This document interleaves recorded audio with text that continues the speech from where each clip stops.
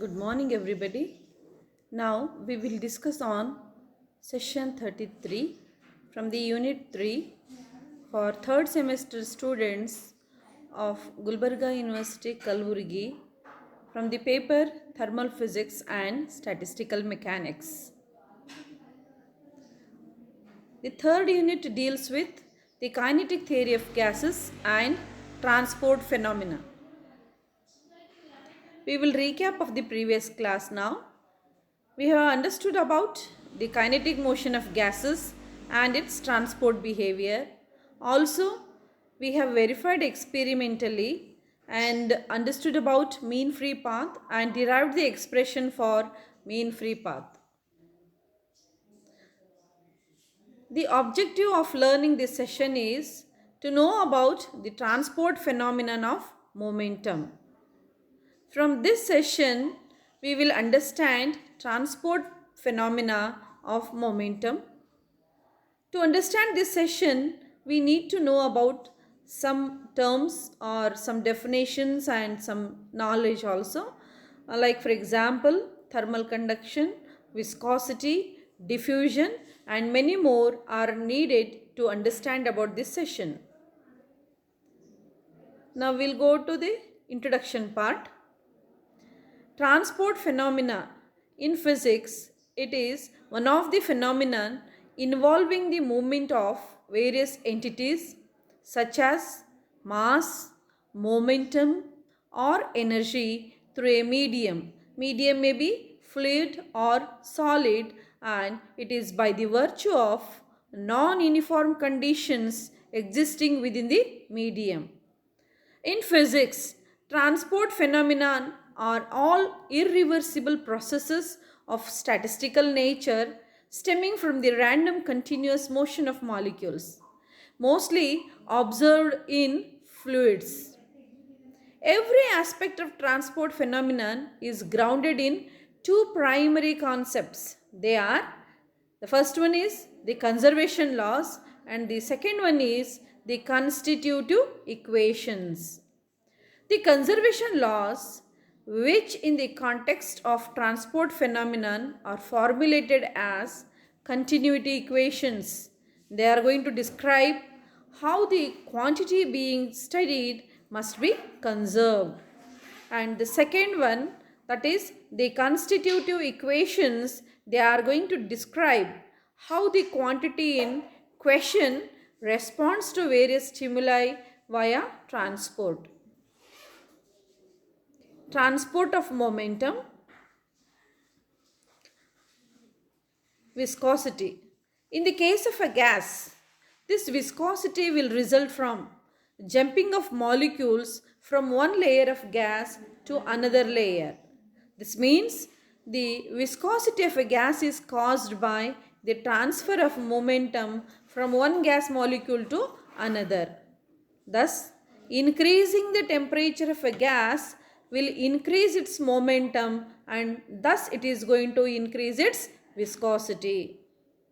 And all ordinary fluids exhibit viscosity, which is nothing but it is a type of internal friction. A continuous application of force is needed to keep a fluid flowing, just as a continuous force is needed to keep a solid body moving in the presence of friction. Transport theory provides an alternative interpretation of viscosity in terms of momentum transport. Viscosity is the material property and it is going to characterize the momentum transport within a fluid, just as thermal conductivity is going to characterize the heat transport and mass characterize or diffusivity characterizes mass transport. Then what is momentum transfer?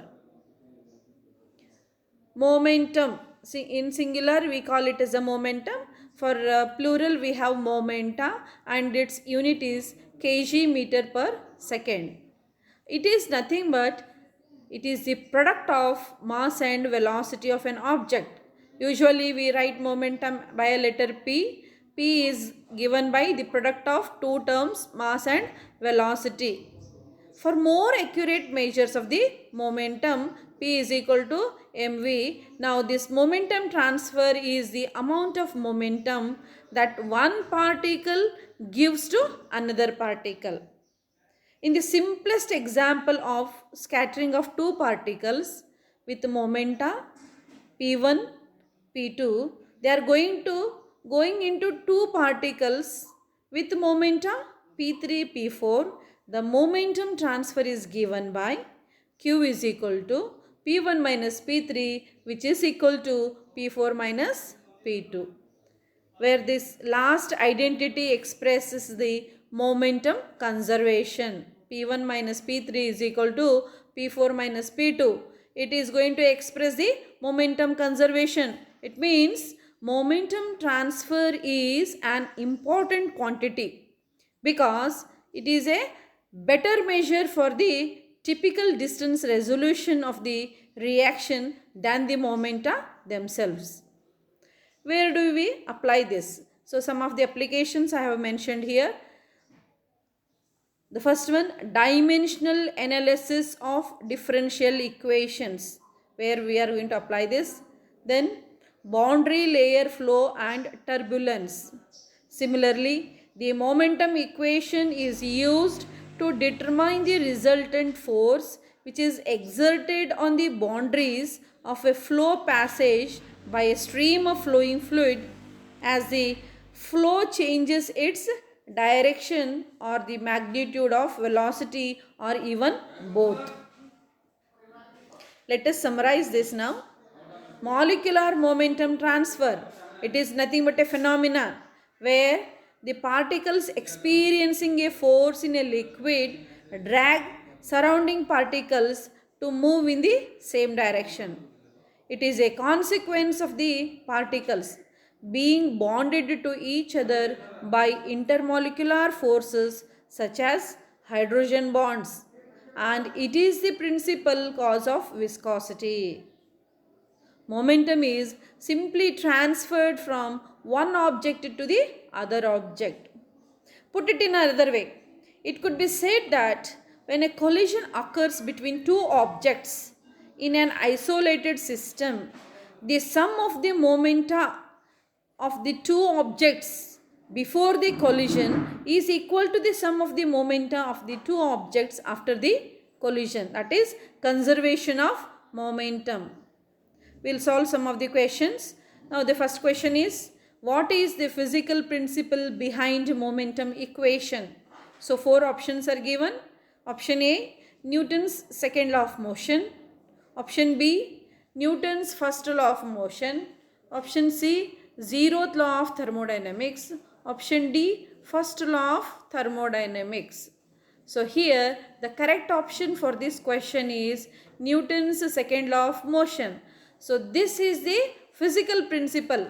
Newton's second law of motion is the physical principle behind momentum equation. Next question, question number 2. Which of these statements hold true? So four statements are given, and among these which one is true? Option A, momentum conservation is applicable to neither individual directions nor the whole system. Option B, momentum conservation is applicable to the whole system but not individually. Option C, momentum conservation is applicable to both individual directions and the whole system.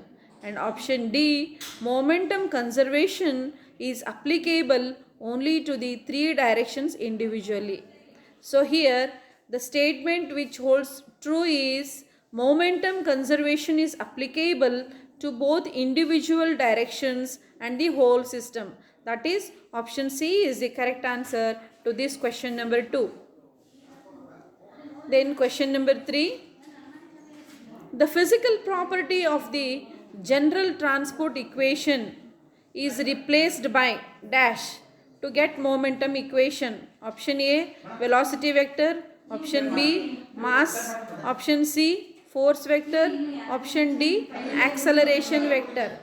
So the physical property of the general transport equation is replaced by velocity vector to get the momentum equation.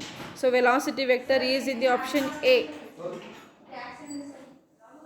These are some of the references you may go through to understand about this session.